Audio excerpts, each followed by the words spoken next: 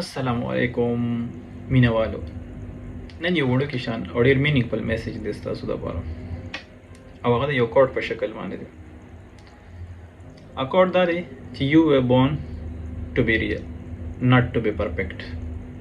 د دې کوډ مطلب دا دی چې زه ته پیدا شوي یو نو موږ د دې لپاره پیدا شوي یو چې موږ حقیقت پسند یو، موږ حقیقت پسندي ومنو.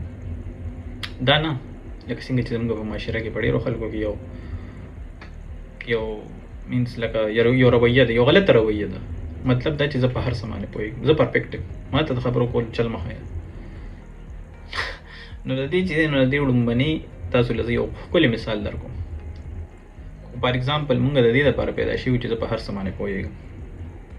نو د دې مثال تاسو د خپل وړوکوالي نه شروع کړئ چې انسان پیدا شي، ټیک شو، نو هغه هر څه د چا نه زده کوي، د خپل مور او پلار نه، د خپل خواوشا چې کوم خلک وي، وروڼه خویندې، کزنز، ټیک شو. فار اګزامپل ماشوم پیدا شي چې هغه یو کال ته ورسي او هغه کله ګرځېدل زده کوي، قدم اخلي، نو قدم هغه څه په وړومبنۍ ورځ باندې نه هلي او هغه قدم هغه چل هغه ته څوک ښایي؟ مور او پلار یې ورته ښایي، وروڼه خویندې ورته ښایي چې داسې قدم واله، داسې واله. نو قدم په قدم چیرې نو هغه په سرزو کې زده کړه، ګرځېدل زده کړه وکړي.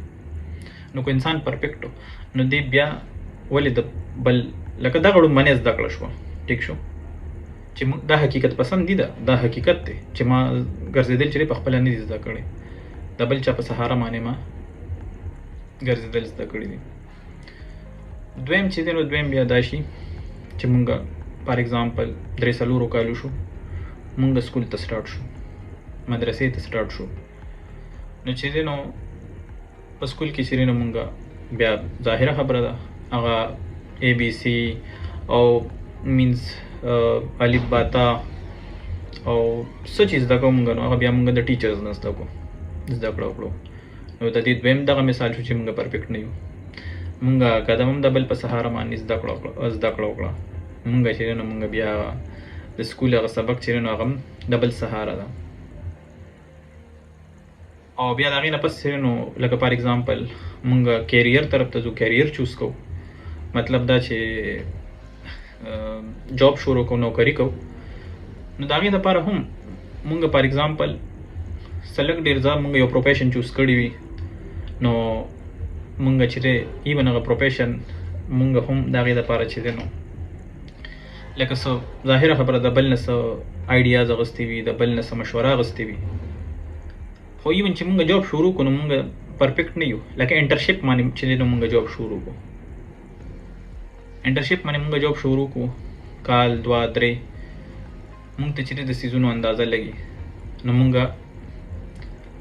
لکه د هغې په مطابق باندې چې دی نو تقریبا کال 2 کې ځان پرفیکټ کو.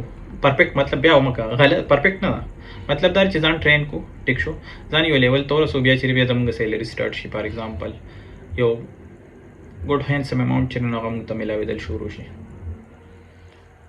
نو دغه چې دغه زما میسیج ستاسو دپاره نن چې همیشه دپاره د انسان د پیدایش نه واله تر مرګه پورې انسان چې پرفیکټ نه دی. دا رویه چې دا ډېره غلطه ده.